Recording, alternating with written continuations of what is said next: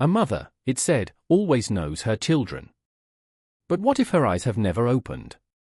What if the only truth is her touch, in a house where mirrors are forbidden, windows are bricked shut, and every face shares the same cursed jawline? It began in the Appalachian Hills, not the picturesque kind, but the kind from which people don't return. The roads end in gravel, and the silence speaks louder than any preacher. It was a place where no birth certificates were ever filed and no graves were ever marked. The house, sagging under its own decay, stood alone, guarded by a woman they called Ma. For 40 years, she hadn't seen the sun, not by choice, but because her eyes had withered in their sockets, as if they refused to witness what she had brought into the world. They say she raised 11 children, all of her own blood. Yet, the family Bible only held 7 names, and 3 of those were scrawled over in thick, smeared ink, as if the past had tried to erase itself. The sounds are what the locals remember before the faces. Shrieks in the dead of night, the rhythmic stomping of someone pacing in circles for hours, a baby crying long after it should have learned to speak. They remember the fence, 8 feet tall with rusted barbed wire twisted around the property like a crown of thorns. But there were no dogs, no animals, just the faint smell of kerosene and sour milk. Most never got close enough to see the children, but those who did wished they hadn't. Their faces were pale with matching slants, their eyes didn't quite align, and their hands were too long, as if made for grasping things they were never meant to hold. And always, they were barefoot, even in the snow. They were called the Touchborn because Ma claimed she could tell who was kin just by touching their skulls. She would press her fingers to their temples and murmur in a tongue no one understood. If she nodded, the child was kept. If not, the field behind the house never grew anything, not even weeds. There is one photograph, faded and warped by moisture, with corners that flake off if you breathe too hard. It shows a splintered, sagging porch with 7 children lined up like broken dolls. All stare at the camera, except the smallest one.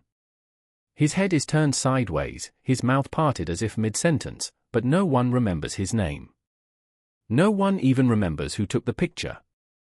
It just appeared one day on the gas station bulletin board, tacked under a missing dog poster. By nightfall, it was gone.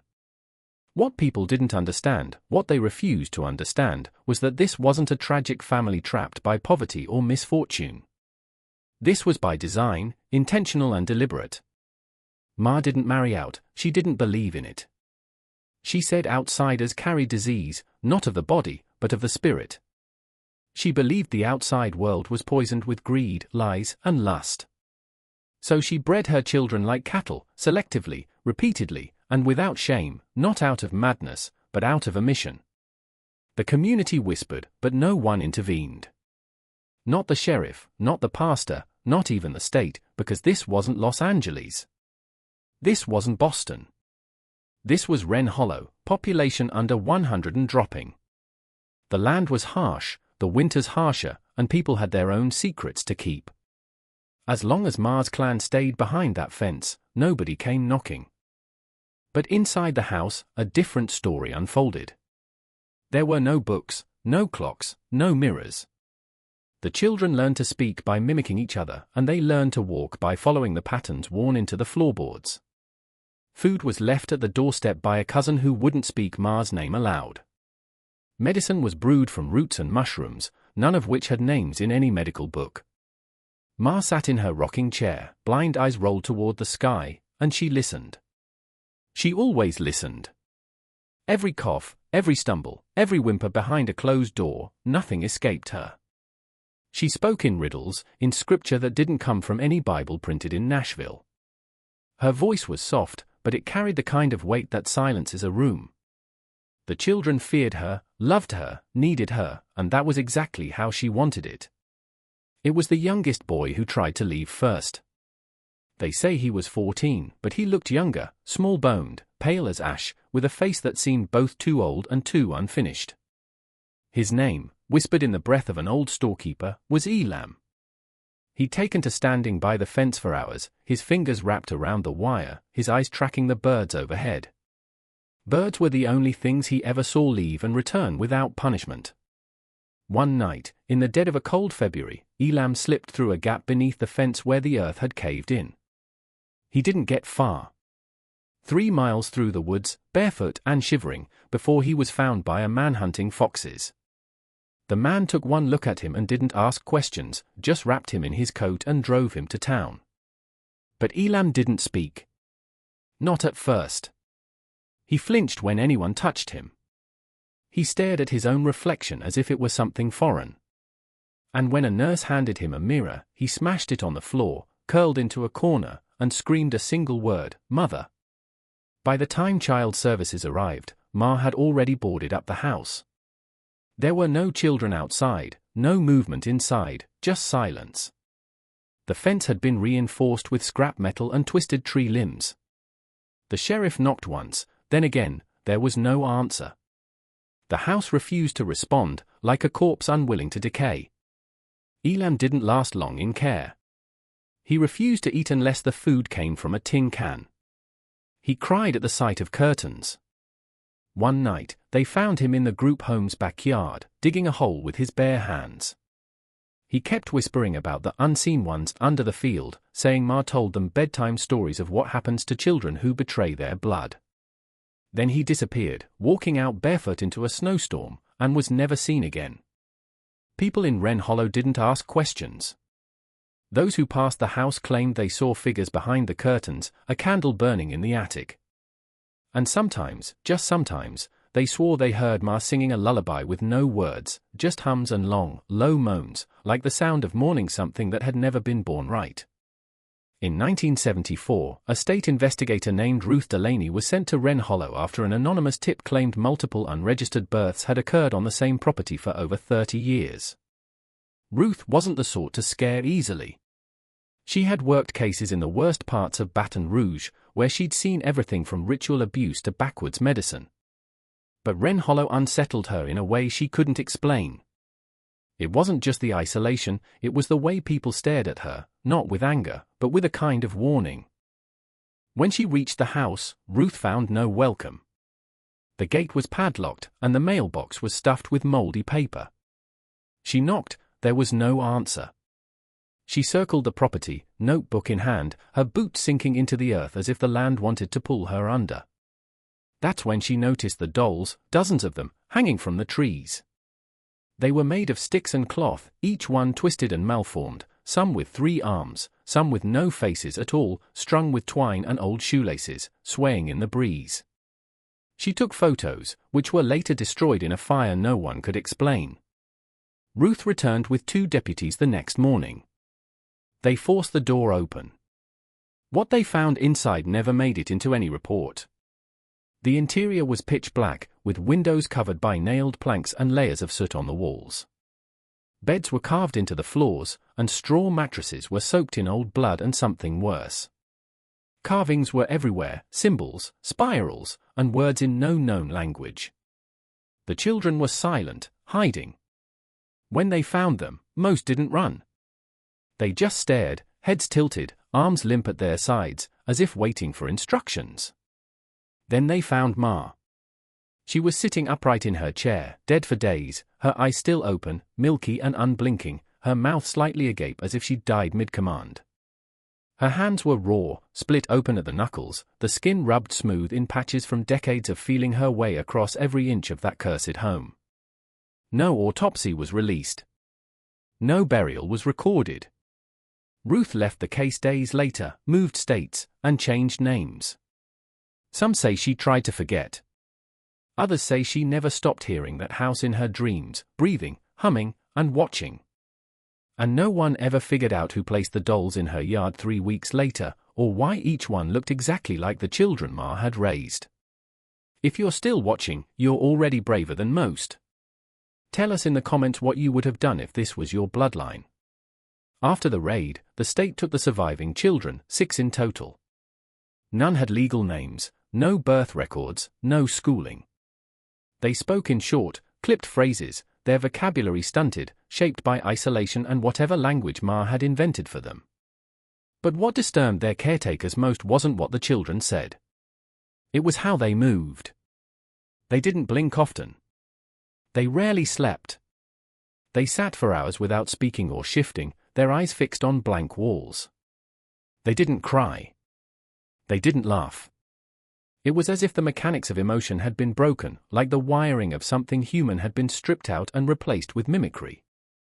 The youngest girl, the one they called June, began drawing. Not animals, not people, but rooms. Over and over, the same room, a square chamber with no doors, no windows, just an old chair in the middle. And always, always, a woman sitting in it, her eyes closed, her mouth open, her hand stretched out as if feeling for something that wasn't there. When asked who the woman was, June said, "She hears us still, even now." The children were separated and placed in different facilities across the state. But strange reports followed each one. Caretakers quitting after unexplained nosebleeds. Other children waking up with identical bruises in the shape of fingers. One boy in another ward had a seizure while sleeping in the same building as one of Ma's sons. His final words before losing consciousness, "The touch is still alive." 3 of the 6 died before reaching adulthood. One threw himself from a second-story window without a word. Another was found drowned in an empty bathtub, no water, no signs of struggle. The third simply disappeared during a fire drill, though no doors were left open and no alarms went off. Only one ever spoke publicly. A grown man, years later, in a recorded interview that never aired. He stared into the camera with a calm, hollow gaze and said, "She made us perfect." He said the sickness was on the outside, but they were clean because they never left. "We were never meant to leave." The tape was confiscated. The station burned down months later. And no one ever found out how he knew Ruth Delaney's name or why he had a photograph of her folded neatly in his pocket.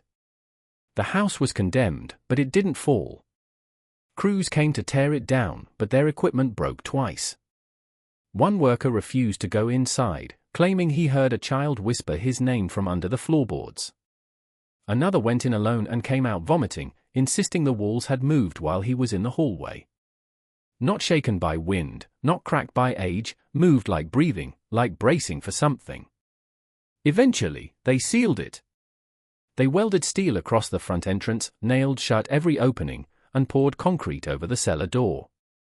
But the locals still avoided the road. Even the wild animals steered clear. Birds didn't nest in the trees above it. Stray dogs howled at it from a distance, then backed away without turning around.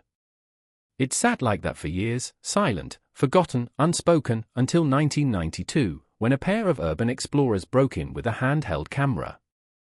They laughed at first, made jokes about hillbilly vampires and backwoods witches. But within minutes of entering, the footage changes. The tone shifts, their voices lower. They start whispering even though no one else is around. In the footage, they walk through rooms that had no light source but where shadows move, not fast, not violent, just moving. One boy, his name was Cal, kept wiping his arms, saying it felt like someone was brushing past him. The other, Mickey, said he kept hearing a rocking chair creaking, even though none were visible. Then the camera tilts. Mickey drops it. You hear a scream, not loud, but raw, wet, like something caught in his throat. When the camera is picked back up, Mickey is gone. Cal is breathing hard, whispering, "Don't touch me.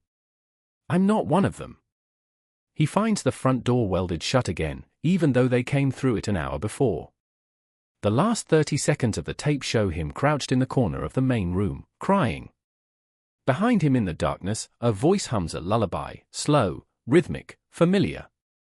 The tape was found in an abandoned backpack 6 miles away. Cal was never found. Mickey's bones were discovered 5 years later, scattered in a cave system with no known entrance. Some pieces were never recovered. His jaw was missing.